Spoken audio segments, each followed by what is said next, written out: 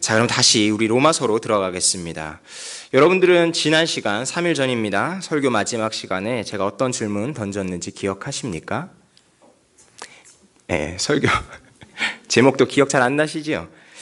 네, 근데 제가 설교 마지막을 가끔 질문 형식으로 끝내는 경우가 있습니다. 왜냐하면 이렇게 질문을 던지면은 오히려 여러분들이 적용하시는데 좀 더 도움을 줄 수 있다고 생각하기 때문입니다. 저번 시간에 나눴던 마지막 질문은 이것입니다. 예수 그리스도로 말미암아 우리에게 완전한 평화가 이루어졌습니다. 그렇다면 우리는 그 평화 안에서 진정으로 기뻐하고 있습니까? 그러니까 기쁨에 대한 질문이었습니다. 여러분, 그 기쁨의 단어가 그냥 단순히 기쁘다가 아니라 날뛰는 정도의 기쁨이라고 말씀드렸습니다. 그래서 하나님 안에서 이 평화를 우리가 이룩하였고 그 평화 안에서 누리는 기쁨의 이미지는 마치 우리나라가 그토록 염원하던 광복, 해방을 맛보았을 때의 이미지를 딱 생각하시면 됩니다. 많은 사람들이 그렇게 염원하던 해방이 딱 이루어졌을 때 그 소식을 들은 사람들이 광복됐어? 광복됐구나 라고 그렇게 반응했겠습니까? 전쟁을 경험하지 않은 세대일수록 이런 평화에 대한 열망이 적음을 여러분들 잘 아실 겁니다. 통일도 마찬가지죠. 분단을 직접 경험한 1세대는 반드시 통일해야 한다는 의지가 강합니다. 그러한 반면 시간이 흘러 태어난 우리 2세대, 3세대에서는 굳이 통일을 하지 않아도 된다는 의견이 나옵니다. 오히려 통일이 되면 안 된다라고 말하는 사람들도 있습니다. 왜 그러냐? 통일 비용 때문에 나만이 가난해진다. 이기심 때문이죠. 이런 사람들에게는 현재의 평화 분위기가 오히려 불편하게 느껴질 겁니다. 여러분, 왜 이런 차이가 생길까요? 왜 어떤 사람들에게는 평화가 날뛸 정도의 기쁨으로 느껴지고 어떤 사람들에게는 시큰둥한 일이 되는 것입니까? 결국 정말 그 힘겨운 전쟁을, 그 끔찍한 전쟁을 직접 경험하였느냐 아니하였느냐의 차이일 것입니다. 어둠을 경험한 사람은 빛의 소중함을 압니다. 너희가 하나님과의 평화를 누리고 있는데 그 평화가 어떻게 이루어진 것인지를 아는 것, 그것이 바로 오늘 본문에서 말하고 싶은 요지입니다. 다시 말해 바울은 평화가 있다, 그리고 그 평화로 인해서 우리가 날뛸 정도의 기쁨을 누린다가 1절부터 11절까지의 내용이고, 오늘 우리가 읽은 이 본문은 그 평화가 어떻게 우리에게 왔는지를 보여주기 위해 어둠부터 먼저 설명하기 시작합니다. 그 어둠이 얼마나 짙은 것인가 5장 12절 말씀을 통해 함께 보겠습니다. 5장 12절 함께 읽습니다. 시작. 그러므로 한 사람으로 말미암아 죄가 세상에 들어오고 죄로 말미암아 사망이 들어왔나니 이와 같이 모든 사람이 죄를 지었으므로 사망이 모든 사람에게 이르렀느니라. 그럼 바울이 말하고자 하는 어둠은 무엇일까요? 인류를 온통 검은색으로 뒤덮어버린 그 어둠은 어떤 것일까요? 바로 죄와 사망입니다. 그런데 앞부분을 보시면 이 죄와 사망이 누구로 말미암아 이 세상에 들어왔다고 합니까? 한 사람입니다. 우리는 이 한 사람이 인류 최초의 조상 아담이라는 것을 잘 알고 계실 겁니다. 그럼에도 바울은 여기서 아담이라고 바로 쓰지 않고 한 사람이라고 표현을 하였습니다. 그 이유가 있습니다. 왜냐하면 이 한 사람은 다른 한 사람을 대칭적으로 연결시키기 때문입니다. 이번엔 로마서 5장 19절 함께 읽겠습니다. 19절 시작. 한 사람이 순종하지 아니함으로 많은 사람이 죄인 된 것 같이 한 사람이 순종하심으로 많은 사람이 의인이 되리라. 여기서 두 종류의 한 사람이 나옵니다. 먼저 나온 한 사람은 어떠하였습니까? 순종하지 않았습니다. 그 다음 나음의 한 사람은 어떻게 하였습니까? 순종하였습니다. 이렇게 순종하지 않은 것과 순종한 것 차이, 그 결과로 나옵니다. 순종하지 않은 사람 때문에 그 결과가 어떻게 되었습니까? 많은 사람이 죄인이 됩니다. 그 다음 나온 한 사람의 순종함으로 어떻게 됩니까? 많은 사람이 의인이 됩니다. 여러분, 이것이 바울이 말하고자 하는 복음의 핵심입니다. 바울은 이것을 설명하기 위해 심혈을 기울이고 있습니다. 근데 이러한 바울의 노력은요, 로마서뿐만이 아니라 바울의 다른 편지에도 나타납니다. 오늘 본문과 가장 비슷한 유사한 본문을 찾는다면 고린도전서 15장일 것입니다. 여러분, 로마서 5장 말씀을 잠깐 이렇게 끼시고 고린도전서 15장으로 가보겠습니다. 고린도전서 15장은 로마서 바로 뒤편에 있습니다.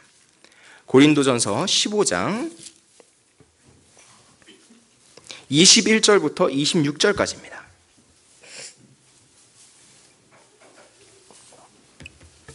고린도전서 15장 21절부터 26절까지 신약성경 282페이지에 있습니다. 고린도전서 15장 21절부터 26절까지의 말씀 저와 함께 교독해서 읽겠습니다. 제가 먼저 21절의 말씀 읽겠습니다. 사망이 한 사람으로 말미암았으니 죽은 자의 부활도 한 사람으로 말미암는도다.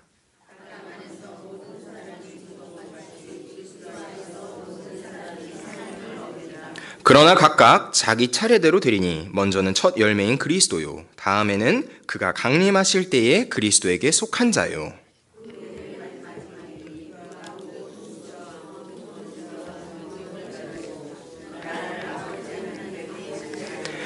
그가 모든 원수를 그 발 아래 둘 때까지 반드시 왕노릇 하시리니 함께 읽습니다. 맨 나중에 멸망받을 원수는 사망이니라. 아멘. 여러분 고린도전서 15장은 부활에 관련된 본문입니다. 그런데 부활이란 무엇입니까? 사망 권세를 이긴 것입니다. 그렇기 때문에 이 본문은 오늘 우리가 살펴봤던 로마서 본문과 비슷한 것이죠. 먼저 21절 보십시오. 함께 읽습니다. 시작. 사망이 한 사람으로 말미암았으니 죽은 자의 부활도 한 사람으로 말미암는도다. 계속해서 한 사람과 또 다른 한 사람이 비교되고 있습니다. 그 비교의 절정은 22절에 나옵니다. 22절 함께 읽습니다. 시작. 아담 안에서 모든 사람이 죽은 것 같이 그리스도 안에서 모든 사람이 삶을 얻으리라. 아멘. 여러분 여기서 죽음을 얻느냐 아니면 삶을 얻느냐, 다시 말해 생명을 얻느냐, 이 차이는 어디에 있습니까? 죽음과 삶의 차이가 어디서 나타납니까? 아담 안에 있느냐, 그리스도 안에 있느냐. 여러분 오늘 이걸 꼭 기억해 주시기 바랍니다. 아담 안에 있으면 무엇을 얻습니까? 죽음을 얻습니다. 그리스도 안에 있으면 무엇을 얻습니까? 삶, 곧 생명을 얻습니다. 여기에 대한 언급은 설교 마지막에 좀 더 하도록 하겠습니다. 이제 우리가 주의 깊게 살필 표현이 25절과 26절에 나옵니다. 함께 읽습니다. 시작. 그가 모든 원수를 그 발 아래 둘 때까지 반드시 왕노릇 하시리니 맨 나중에 멸망받을 원수는 사망입니다. 25절에서 말하는 그는 누굽니까? 그리스도입니다. 그리스도께서 모든 원수를 그 발 아래 둘 때까지 반드시 뭐 한다고 말씀하셨습니까?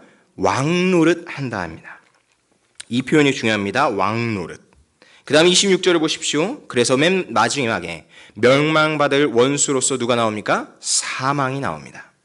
그리스도의 왕노릇으로서 결국 멸망하게 되는 것은 무엇이냐? 사망이라는 겁니다.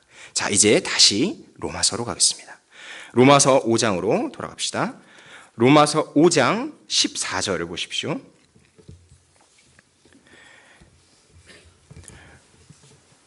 로마서 5장 14절 다 함께 읽겠습니다. 시작. 그러나 아담으로부터 모세까지 아담의 범죄와 같은 죄를 짓지 아니한 자들까지도 사망이 왕노릇하였나니 아담은 오실 자의 모형이라. 여러분 아까 우리가 읽었던 고린도전서 15장의 표현, 그리고 여기에 쓰인 표현 중에 동일한 것이 있습니까? 동일한 것이 있습니다. 무엇입니까? 왕노릇입니다. 고린도전서 15장에는 그리스도가 왕노릇 한다고 되어 있습니다. 그런데 방금 본 5장 14절, 로마서 5장 14절에 누가 왕노릇 한다 나와 있습니까? 사망입니다. 그런데 생각해 보십시오. 어떻게 된 겁니까? 고린도전서에서는 사망이 맨 마지막에 멸망받을 원수라고 되어 있습니다. 다시 말해 왕노릇이 바뀐 것입니다. 역전된 것이죠. 원래는 사망이 왕이었는데 후에는 누가 왕이 됐습니까? 그리스도가 왕이 됐습니다. 그래서 결국 누가 멸망하게 됩니까? 사망이 멸망하게 되는 것입니다. 여러분 그렇다면 우리는 첫 번째로 먼저 살펴야 됩니다. 어떻게 사망이 처음 왕이 될 수 있었는가? 그것은 한 사람 곧 아담의 범죄 때문입니다. 아담이라는 한 사람의 범죄로 인하여서 모든 사람이 사망의 왕노릇을 당하게 된 것입니다. 여러분 혹시 그런 생각 안 해보셨습니까? 아담 때문에 모든 자손이 사망의 지배를 받는다는 것에 대해서 억울하다는 생각 안 해보셨는지요? 우리 중고등학생들은 그런 생각 많이 합니다. 어휴, 아담만 아니었으면, 이런 얘기가 나오는 거죠. 아, 왜 하필 아담이 그 첫 단추 잘못 껴가지고 우리가 여기까지 왔다는 거 아닙니까? 그런 불만을 토로합니다. 그런데 여러분, 이 대표성, 인류의 최초이었던 아담의 그 대표성은요, 이 인류 역사에서 우리가 바꿀 수 없는 부분이에요. 우리가 건들 수 없는 부분입니다. 예를 들어서 우리 아돌프 히틀러가 있습니다.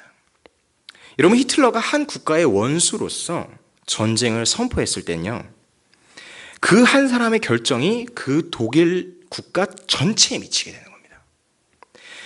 그러니까 정직하고 그 안에 사랑이 많은 국민이 있을지라도 그 대표자가 전쟁을 결정함으로써 그 나라는 배타적인 나라가 되는 것입니다. 아담도 마찬가지입니다. 아담은 인류의 대표자였습니다. 그러므로 그의 범죄가 온 인류에 미치게 된 것입니다. 여러분, 대표자인 아담의 범죄로 말미암아 우리가 다 사망 아래 갇히게 된 것이죠. 그래서 우리는 이러한 대표성의 원리 때문에 억울함을 갖게 되는 겁니다. 여러분, 그런데 이 억울함이 곧 감사로 바뀝니다. 왜 그러냐? 14절 마지막에 나왔듯이 아담은 오실자의 모형이기 때문입니다. 모형이라는 것은 원형에 있다는 것을 의미합니다. 다시 말해, 모형은 원형의 그림자이고 그 원형은 오실자입니다. 여러분, 그 오실자가 누구겠습니까? 바로 예수 그리스도입니다. 아담이 온 인류의 대표였던 것처럼 예수 그리스도도 온 인류의 대표라는 겁니다. 모든 인류에게 사망을 가져온 아담의 대표성이 이제는 모든 인류를 구원할 예수 그리스도의 대표성으로 바뀌게 된 것입니다. 그래서 우리에게는 이 억울함이 무엇으로 바뀌게 되느냐? 감사로 바뀌게 되는 것입니다. 여러분, 이 두 대표자의 차이점, 이 극명한 차이점이 다음 이어지는 세 구절을 통해서 더 자세하게 나타납니다. 우리 함께 15절부터 17절까지 교독해서 읽도록 하겠습니다. 제가 먼저 15절 읽습니다. 그러나 이 은사는 그 범죄와 같지 아니하니 곧 한 사람의 범죄를 인하여 많은 사람이 죽었은즉 더욱 하나님의 은혜와 또한 한 사람 예수 그리스도의 은혜로 말미암은 선물은 많은 사람에게 넘쳤느니라.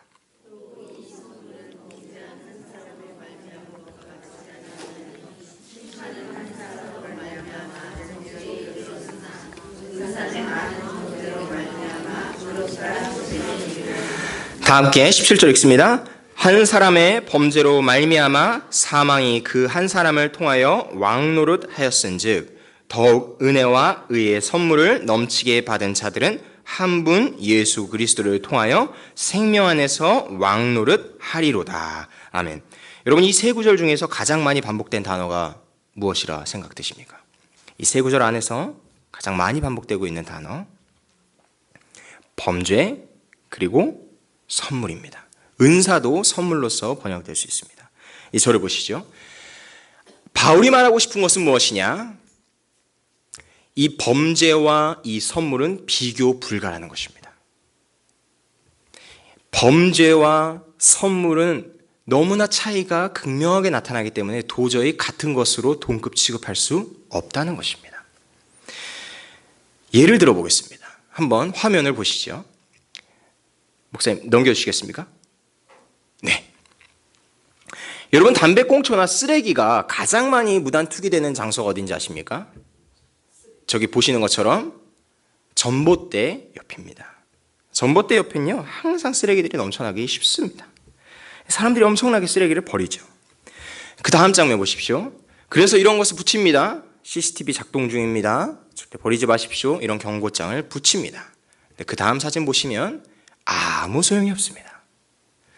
붙어 있어도 누구나 와서 그냥 쓰레기 버립니다. 다 거기에 쓰레기가 버려져 있기 때문입니다. 그런데 어떻게 이러한 무단 투기를 막을 수 있을까요? 어떻게 이런 쓰레기를 버리는 것을 막을 수 있을까요? 인간의 두 얼굴이라는 EBS 다큐에서 그런 실험을 했었습니다. 네, 바꿔주시면 됩니다. 잘하셨어요. 전봇대 주변을 화단으로 바꾸는 것입니다. 아까 처음에 보여드렸던 CCTV 감시 중 범죄하지 마십시오, 이런 경고문은 아무 효과가 없는데 이 전봇대 주변을 아예 화단으로 바꿔버리니까 사람들이 여기에 담배 꽁초를 버리지 못하는 겁니다. 쓰레기를 함부로 버릴 수가 없는 겁니다. 왜냐하면 장소 자체의 개념이 바뀌어버렸기 때문입니다. 인식이 바뀌는 거죠. 전봇대 옆은 쓰레기를 버려도 되는 장소에서 전봇대 옆은 화단으로 바뀌게 된 것입니다. 여러분 생각해 보십시오. 이 범죄 행위, 쓰레기를 무단으로 투기하고 또 담배꽁초를 버리는 이 범죄 행위와 이렇게 화단으로 만든 이 노력과 이것이 비교 가능합니까? 이것이 같은 것이라고 말할 수 있겠습니까? 같은 것이 아닙니다. 훨씬 나아진 것입니다. 훨씬 좋아진 것입니다. 바울이 첫 번째 아담의 범죄와 두 번째 아담의 순종, 다시 말해서 두 번째 아담의 선물을 비교할 때 말하고 싶은 게 이것입니다. 첫 번째 있는 것보다 훨씬 좋아졌다는 것입니다. 단순히 아담이 범죄했던 것을 회복시켰을 뿐만 아니라 그것을 넘어서는, 말 그대로 어떻게 표현할 수 있을까요? 그러니까 더 좋은 것이 이루어졌다는 것입니다. 그냥 내가 뭔가 이 물건 하나 뺏겼는데 다시 이 물건을 되찾는 것이 아니라 더 좋은 선물을 받았다. 그래서 선물이라는 단어가 쓰인 것입니다. 여러분, 이 선물이 얼마나 대단한 것인지를 잘 나타내는 게 로마서 5장 17절입니다. 17절 다시 한번 읽겠습니다. 시작. 한 사람의 범죄로 말미암아 사망이 그 한 사람을 통하여 왕노릇하였은즉 더욱 은혜와 의의 선물을 넘치게 받는 자들은 한 분 예수 그리스도를 통하여 생명 안에서 왕노릇하리로다. 아멘. 여러분, 이거 읽으면서 여러분들 이거에 진짜 아멘이 되십니까? 오늘 왕노릇이 되게 자주 나오는데요. 왕노릇 하는 게 두 명이 아니라 세 부류입니다. 첫 번째, 사망이 왕노릇 하였습니다. 그리고 그리스도가 왕노릇 하였습니다. 그리고 이 17절에서 누가 왕노릇 한다고 합니까? 신자가 왕노릇 한다고 합니다. 우리와 같은 믿는 자들이 그리스도 안에서 왕노릇 한다 합니다. 여러분, 이게 믿겨지시나요? 우리가 예수 그리스도와 같은 자리에서 세상을 심판할 수 있다는 것입니다. 여러분, 이 구절이 고린도전서 1장에 나옵니다. 그러니까 우리의 신분이 엄청나게 상승되는 것입니다. 그리스도 예수께서 우리를 부르실 때에 우리를 단순히 종으로서 부르시는 것이 아니라 같은 왕으로서 불러주신다는 것입니다. 여러분, 그러니까 이 선물은 너무나 놀라운 것이죠. 그리고 이 모습이 장차 우리에게 이루어질 하나님 나라의 모습입니다. 하나님 나라는 어떤 나라인가? 예수 그리스도가 왕이며 그 왕에 함께하는 신자들의 나라인 것입니다. 여러분, 이것이 우리의 위대한 신분입니다. 그렇기 때문에 바울은 이게 비교 불가라는 것입니다. 첫 번째 아담의 범죄는 결코 두 번째 아담의 선물과 비교할 수 없다. 왜냐? 그 선물이 너무나 위대하기 때문인 것입니다. 자, 이제 우리는 오늘 본문의 결론 부분을 살펴볼 차례가 되었습니다. 함께 18절부터 21절까지 교독하겠습니다. 제가 먼저 18절 읽겠습니다. 그런즉 한 범죄로 많은 사람이 정죄에 이른 것 같이 한 의로운 행위로 말미암아 많은 사람이 의롭다 하심을 받아 생명에 이르렀느니라.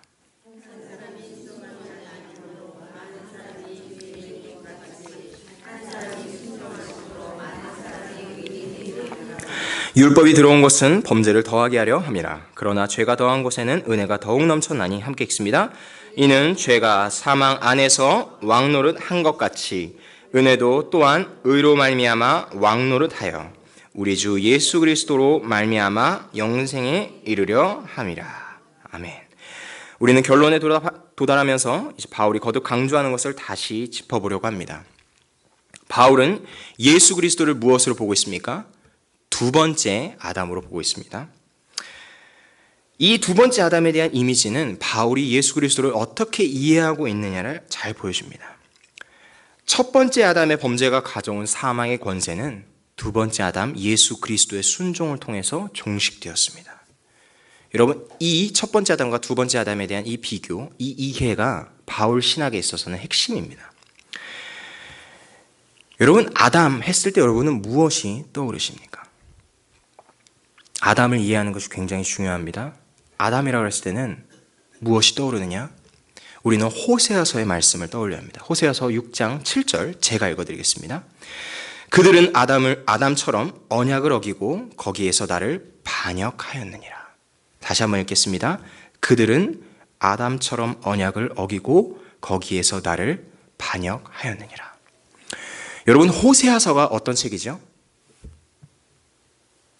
어떤 주제를 갖고 있는 책입니까? 호세아서? 이스라엘의 영적 간음에 관련된 책입니다. 다시 말해 그들이 아담처럼 언약을 어겼다 했을 때 그들은 이스라엘입니다. 근데 하나님께서 이스라엘을 평가할 때 어떻게 평가하시느냐? 아담처럼 언약을 어겼다. 그리고 나를 저버렸다.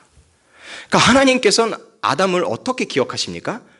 언약을 저버린 자, 언약을 깨트린 자로 기억한다는 겁니다. 여러분, 그러니까요, 바울이 첫 번째 아담과 두 번째 아담을 연결시킬 때 우리가 여기서 떠올려야 되는 것이 무엇이냐면 바로 언약입니다. 첫 번째 아담은 언약에 있어서 실패한 것입니다. 언약에 불순종하였고 언약을 저버렸습니다. 그런데 두 번째 아담이 예수 그리스도는 그 언약이 어떻게 되었습니까? 순종하였습니다. 그것에 신실하였습니다. 그것에 완벽히 이루어낸 것입니다. 여러분, 이 아담이 언약을 저버렸다. 이것은 우상 숭배에 대한 표현입니다. 다시 말해 아담이 단순히 선악과를 따먹었다가 아니라 아담은 선악과를 따먹는 행위를 통해 결론적으로는 사단의 지배하에 들어가게 된 것입니다. 하나님이 아닌 다른 우상을 섬기기로 마음을 정한 것입니다. 그래서 호세아서에서 이 본문을 그렇게 인용한 것이죠. 하나님께서 이스라엘이 자신을 버리고 자신을 배교하고 자신을 배신하고 다른 우상을 섬길 때 무엇과 똑같다고 얘기하느냐? 아담과 똑같다. 그런데 여러분, 이후에 나오는 이스라엘의 모습뿐만 아니라 우리의 모습도 어떻습니까? 에덴 동산에서 그 언약을 저버렸던 아담의 모습이 계속 반복되어지고 있습니다. 아담을 뜻하는 아담아가 흙이고 그 원어의 의미는 사람입니다. 결국에 아담은 누구입니까? 우리입니다. 우리가 범죄하였다. 여러분, 아담만 범죄한 것이 아니라 아담의 후손인 우리도 범죄한 것입니다. 그래서 사망이 우리를 지배하게 되었고 그것을 종식시킨 것은 오직 두 번째 아담, 마지막 아담인 예수 그리스도밖에 없는 것입니다. 결론의 말씀을 드리겠습니다.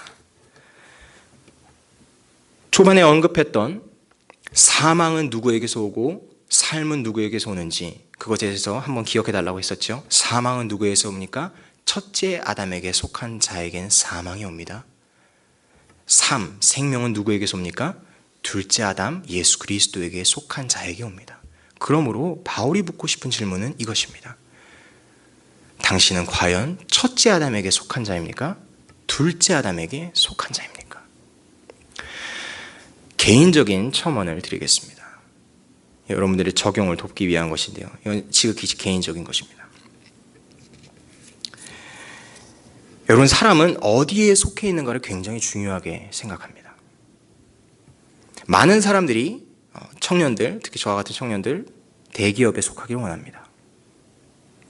또 많은 사람들이 더 좋은 가정에 속하기를 원합니다. 그래서 우리가 흔히들 말하듯 흙수저든 금수저든 어디에 속하겠느냐 하면 금수저에 속하고 싶다. 내가 다시 태어난다면 어디서 태어나고 싶으냐? 이건희의 아들로서 태어나고 싶다. 라고 말하는 게 현대 청년들, 저와 같은 청년들의 현실입니다. 어디에 속하는지가 우리의 실존을 너무나도 건드는 것이죠. 저도 목회자로서 그런 마찬가지의 실존적인 그 유혹과 또 그런 어려움들이 있습니다. 대형교회에 속해 있는 내 동료 또 내 친구들 보면 부럽습니다. 막 중고등부 아이들 한 100명 정도 바글바글 하는 곳에서 사역하는 친구들을 보면 부럽습니다. 저는요, 이때 내가 어느 아담에게 속하였는가가 결판난다고 생각이 됩니다. 여러분, 이 시대 때 진짜 왕노릇 하는 것은 무엇일까요? 사망이 왕노릇 한다고 했고 그리스도가 왕노릇 하는데 이 시대의 왕노릇 하는 것 저는 두 가지 뽑습니다. 첫 번째는 돈이고 두 번째는 이기심입니다. 우리 마음 가운데 이 돈과 이기심이 진짜 왕으로서 노릇하면서 이 세상을 이렇게 황폐하게 만들어버렸습니다. 돈을 가진 사람들이 이타심이 있다면 이렇게 되진 않았겠죠. 돈을 가진 사람들이 이기심을 가지고 그 이기심이 왕노릇 함으로써 부한 사람은 더욱 부하게 되고 가난한 사람은 더욱 가난하게 되는 것입니다. 이 돈과 이기심이 왕노릇하는 이 시대 가운데서 내가 과연 이 로마서 본문의 내용을 깨닫고 이 로마서에서 주장하는 대로 나는 둘째 아담에게 속하였으므로 그 선물을 받았으므로 나에겐 정말 날뛰는 기쁨이 있는가? 라고 스스로에게 물어봤을 때 저는 아직 잘 모르겠다는 대답을 하게 됩니다. 그만큼 이 시대의 풍파가 너무나 강력합니다. 로마서를 강의하고 로마서를 설교하지만 이 로마서를 내 삶 가운데 실제적으로 살아낸다는 것 쉽지 않습니다. 여러분들도 오늘 예배를 마치고 당장 목요일, 금요일 여러분들의 일상을 살아가는 가운데 계속해서 그러한 도전은 오게 될 것입니다. 그러한 가운데 여러분들이 한번 점검해 보십시오. 나는 첫째 아담에 속한 자인가? 둘째 아담에 속한 자인가? 기도하겠습니다.